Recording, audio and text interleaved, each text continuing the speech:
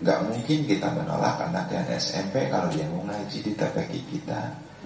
Walaupun kita lagi menggarap metode yang SD. Tidak mungkin juga kita menolak usia-usia yang segede si Dede ini. Sementara dia lagi semangat ngaji. Kata-kata kita, enggak belum waktunya, nanti udah SD. Kan nggak mungkin. Sedangkan yang namanya TPQ itu adalah sebuah lembaga yang memang dituntut sedini mungkin memberikan pembelajaran kepada anak-anak yang ada. Ya, justru harus menjadi solusi TPQ kita itu terhadap keinginan atau tuntutan masyarakat dan umat. Kalau ada anak segede gini kita tolak, kasihan. Makanya penting bagi guru-guru TPQ itu punya beberapa pendekatan pembelajaran yang jilid 1, 2, 3, 4, 5 melalui tilawati praga, tilawati jilid 1 dan seterusnya. Kemudian ketika yang usianya SMA di situ gabung dengan SD dan SMP, mau nggak dia? Kan nggak mau, embung mereka. Ya, padahal kemampuannya tidak lebih tinggi dari anak yang SD, bahkan di bawah anak yang SD. Tapi mereka juga punya psikologis yang harus kita hargai, yang harus kita jaga. Sehingga jangan sampai psikologis mereka itu ngedown begitu. Ya. Lakukanlah pendekatan melalui sebuah metode, yaitu metode tilawati remaja dengan buku yang berbeda sekalipun isinya sama. Saya misalkan, baru aba-aba, saya bukunya juga ini warna biru, kata-kata yang SMA, kan begitu bakalnya, ada tanggung jawabnya. Tapi kalau untuk kelas SD bukunya model begini, SMP begini, SMA begini, ya mereka merasa minder bakalnya. Nah gitu. Jadi kita harus bisa mengadopsi atau mengakomodir setiap kepentingan yang ada. Untuk TK, ya praktekan metode yang TK. Untuk SD dan SMP, ya biasanya itu agak gabung. Ya, praktekan yang SD dan SMP. Untuk SMA dan perguruan tinggi, praktekan metode yang remaja. Biar mereka itu ada perasaan saya berbeda seperti itu. Ya. Ini yang harus dimiliki oleh kita sebagai guru Al-Quran, terutama di lembaga non formal, lembaga TPQ, DTA dan sejenisnya, begitu. Karena apa? Kalau yang SD, anak-anak itu tidak akan kabur, apalagi masih kelas 3. Mereka harus menunggu sampai kelas 6, ya itu. Tapi kalau kalau TPQ, Sanjanto menggarap TPQ, anaknya udah kelas 6, jilidnya jilid 3, tamatlah kelas 6 di sekolahnya. Oh, dia mau ke sekolah SMP yang agak jauh. Ya, mustahil bertahan di TPQ-nya. Ya, otomatis dia TPQ nggak bisa menghalang-halang, malah baru jadi 3. Itu masalahnya. Gimana caranya biar mereka itu di sana tetap mendapatkan sebuah peluang, mendapatkan sebuah pelayanan dari kita sebagai pengelola di lembaga non formal. Sekali lagi, lembaga non formal wabil khusus TPQ tidak mungkin dan mustahil untuk menghalangi anak untuk lepas dari TPQ kita. Gitu. Makanya harus dilihat usianya, jangan lihat jilidnya, lihat usianya. Ini anak berapa bulan lagi nih? Wah, sebentar lagi juga lepas nih. Gimana cara kita? Gitu. Sehingga pas lepas, memang ada laporan dari orang tua, jarang. Lepas hilang aja, hilang jejak. Itu keluar masuk nggak pernah ada ini. Bagaimana caranya? Ini dilema di TPQ itu yang terjadi seperti itu. Karena TPQ kita dianggap adalah sekolah atau lembaga alternatif. bukan kebutuhan.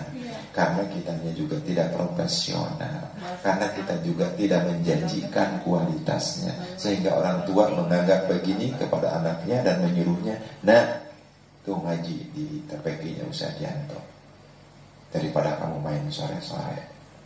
Alasannya daripada kamu main bola. Begitu kan? Bukan begini. Tuh di TPQ Anur yang itu Ustaz Masito, kalau kamu ingin baca Qurannya bagus, hafalannya bagus, kemudian baca doanya, bacaan sholatnya, harusnya begitu orang tua itu. Kita belum terbentuk itu, makanya ayo kita bentuk TPQ kita berkualitas sehingga menjadi tujuan masyarakat. Itu yang harus dibangun. Di Indonesia banyak lembaga Islam terjungkir jumpali begitu. Karena apa? Tidak profesional. Yang penting rame aja, yang penting anak terkondisikan sore tidak main, gitu doang. Ya, kualitas nomor sekian. Nah sekarang ayo kita rubah, paling tidak dari bacaan dulu. Karena orang tua akan beralih sekarang ketika melihat hafalan anak banyak, ya jangan banyak lah, kualitasnya bagus, itu yang dituju.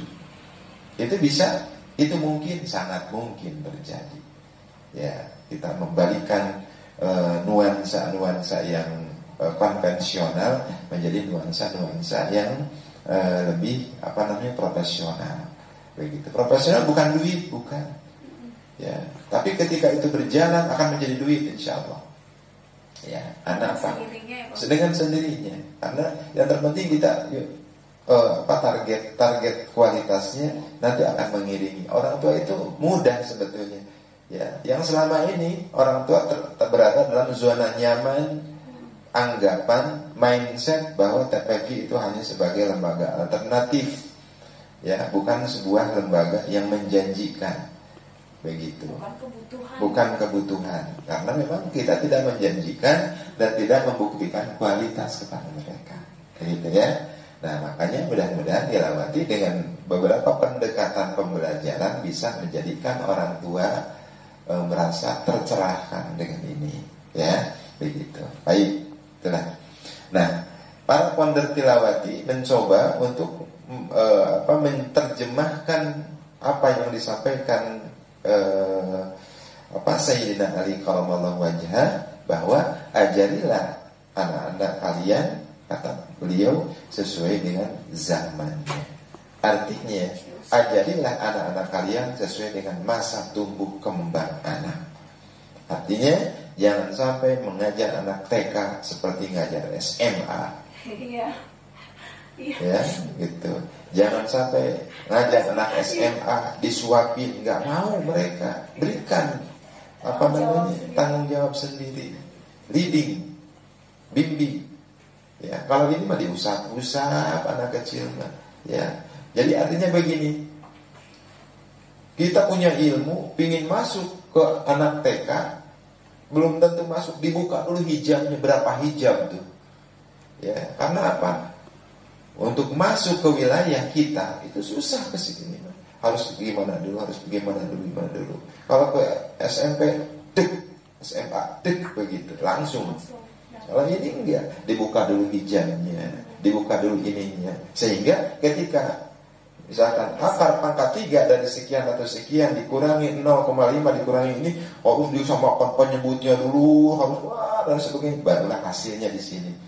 Ya, untuk mendapatkan hasil itu prosesnya panjang. Itulah untuk cara bagaimana melakukan pendekatan kepada anak-anak. Tidak bisa dipaksa, dipelototin sawan. Ya, anak seperti itu kabur. Bagaimana caranya? Itu. Ya, nggak bisa anak-anak seperti itu. Makanya ada taman kanak-kanak, ya, taman siswa, bukan sekolah yang dipaksakan. Yang terjadi sekarang TK-TK itu harus bisa baca dan tulis, sehingga masuk SD-nya mudah, sehingga TK itu menjadi rebutan jadinya, karena di situ bisa baca, bisa tulis. Belum waktunya anak-anak itu, ya, ajak main. Tapi ilmu akan masuk dengan sistem yang bermain itu seharusnya, bukan dipaksa. Jadi anak dewasa sebelum waktunya. Ya, pernah seseorang melihat kepompong kupu-kupu. Dengan susah payah itu kepompong itu pengen keluar, baru keluar, nongol kepalanya. Ya, Ustaz Ahmad, Masya, merasa kasihan, waduh susah banget. Begitu. Ambil gunting beliau ke rumah, diguntinglah kepompongnya itu yang ngalangin itu. Dalam sekejap, beberapa detik keluar itu kupu-kupunya, keluar dengan selamat. Dilihat kok nggak bisa terbang, dilihat kok nggak bisa terbang, loyo. Oh ternyata nggak boleh begitu.